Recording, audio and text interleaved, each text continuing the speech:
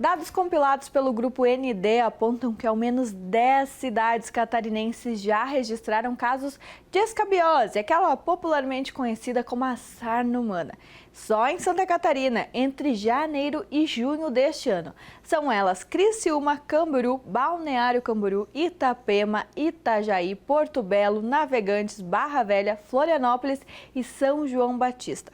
Para ler mais na íntegra é só acessar o nosso portal ndmais.com.br. E nós vamos falar agora sobre este alerta importante de saúde, para entendermos as causas, sintomas e tratamento dessa doença contagiosa.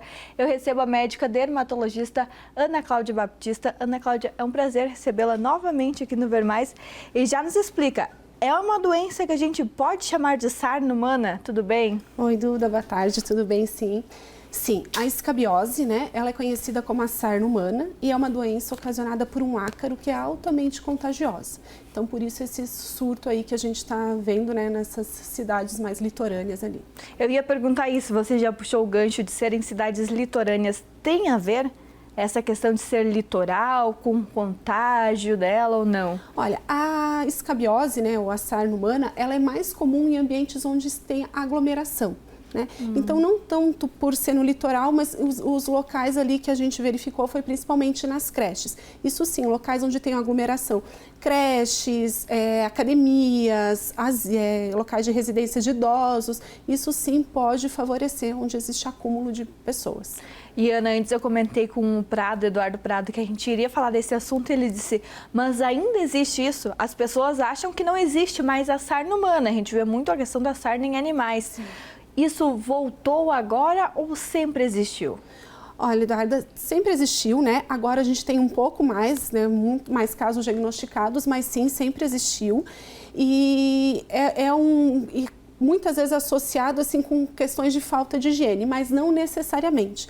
O que a gente costuma pegar, tanto no consultório como em pronto-socorro, são pacientes que às vezes vão viajar para algum local, então ficam em hotéis, acabam tendo contato com roupa de cama, roupa de banho, colchão, que está contaminado pelo ácaro e esses pacientes, ao retornarem, retornam com a doença.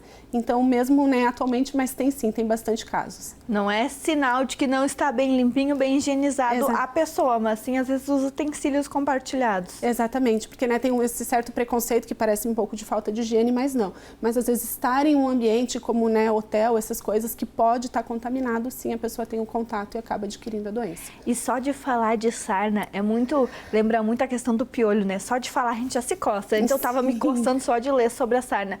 Quais são os outros sintomas além da coceira excessiva? O principal sintoma realmente é o prurido, que é a coceira, né? Essa coceira tende a piorar no período noturno. Mas além disso, os pacientes apresentam as lesões no corpo também. Então são lesões vermelhas e lesões que a gente chama em túnel. É como se fosse um caminho, que é o caminho que o ácaro faz na pele. É mais comum em região de dedos, região de punhos, em mulheres em região de mamas e homens em regiões genitais também.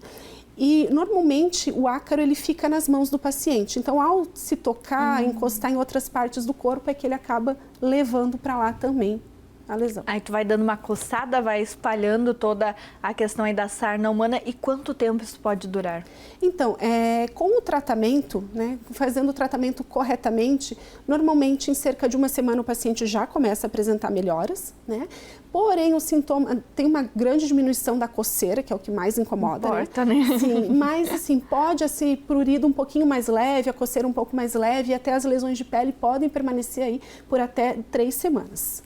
E como funciona esse tratamento? A partir do momento que eu estou começando a me medicar, eu já não passo para o outro ou ainda precisa ter esse cuidado? Ainda a gente precisa ter esse cuidado nas primeiras horas, ali as primeiras 24 horas, para depois o paciente realmente tá tratado e não tá contaminando.